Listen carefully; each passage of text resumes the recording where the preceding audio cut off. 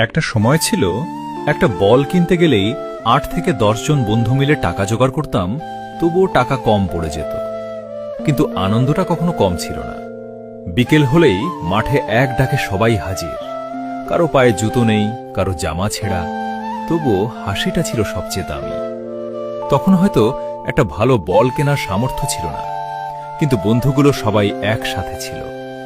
আর এখন কয়েকটা বল কিনে ফেলার সামর্থ্য আছে, কিন্তু সেই মানুষগুলো আর পাশে নেই।